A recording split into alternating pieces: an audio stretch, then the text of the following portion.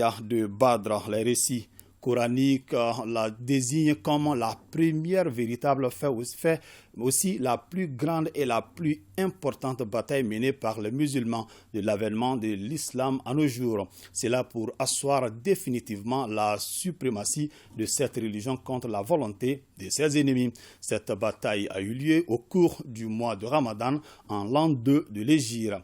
La chronique Un jour, une formule s'y est intéressée ce jeudi. Clin d'œil de Sori Ibrahima Keita. Badr, le nom d'une vallée.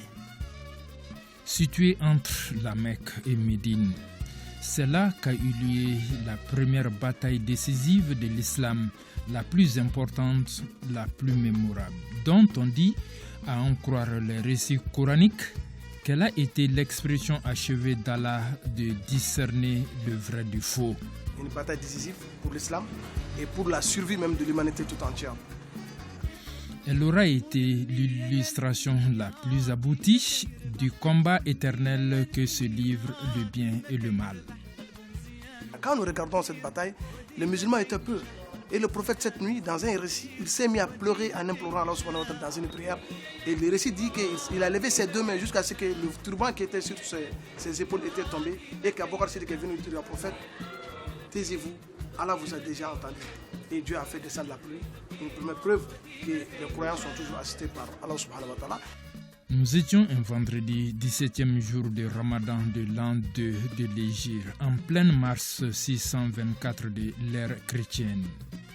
Une grande caravane marchande Qurayshite rentre à la Mecque en provenance de la Syrie. Sa valeur est estimée à 50 000 dinars en espèces d'or et comptant 1000 dromadaires, financés par les biens que les polythéistes mécois avaient spoliés aux musulmans quand ceux-ci se cherchaient pour sauver leur foi. Le prophète de l'islam, qui ne l'entendait pas de cette oreille, et sur instruction d'Allah, organise sa troupe pour récupérer partie des dus des musulmans. À la tête de la colonne marchande, un certain Abu Sufyan. Suivent alors des accrochages violents et meurtriers entre 300 musulmans environ et 1000 ennemis. Malgré cette supériorité numérique, ce fut la bérésina pour les caravaniers. Aujourd'hui, quand nous regardons la situation socio-politique, économique et sécuritaire de notre pays, cette bataille doit être une source d'inspiration pour le peuple malien, toutes les communautés confondues, afin vraiment d'en tirer ces leçons. Et parmi ces leçons, il y a 6 grandes leçons que nous voulons vraiment tirer de cette bataille.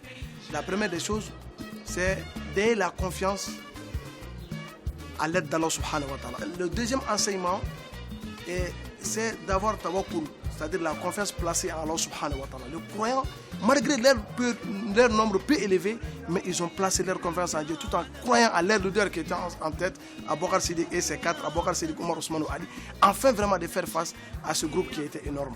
La troisième leçon, ils ont cru que la victoire vient d'Allah subhanahu wa ta'ala. La victoire ne vient d'aucune personne. Malgré vos stratégies, malgré vos plans, malgré vos techniques, sachez bien que la victoire vient d'Allah subhanahu wa ta'ala. Quatrième leçon que nous tirons de cette bataille, qui est une leçon très très généreuse, c'est le fait de s'unir, cette unicité fraternelle de la communauté musulmane de l'époque. Et c'est pourquoi Allah nous interpelle à chaque moment dans le Saint-Coran, on voit, il dit accrochez-vous à la corde d'Allah et ne vous divisez point. Si vous vous divisez, vous deviendrez faible et les ennemis vont vous vaincre. La dernière leçon que nous tirons de cette bataille, c'est de ne jamais se laisser abattre. Quelles qu'en soient les circonstances, le contexte, la situation dont vous vous trouvez, croyez à Allah subhanahu wa ta'ala, placez votre confiance à Allah, faire face aux circonstances, soyez persévérants, persistez, vous aurez les réponses à vos situations. Telle est la question de notre pays aujourd'hui. Tous les califes compagnons du prophète de l'islam se sont illustrés lors de cette bataille, considérée comme la mère de toutes de la religion de Mohammed, paix et salut sur lui. Mais ce fut Ali, le héros des héros de la bataille de Badr. Le bien défendu par l'envoyé d'Allah a eu raison de la vanité, de l'orgueil, de l'égoïsme. Et nous voilà à notre point de départ. Le Tout-Puissant a séparé le bon grain de l'ivraie et le bien du mal.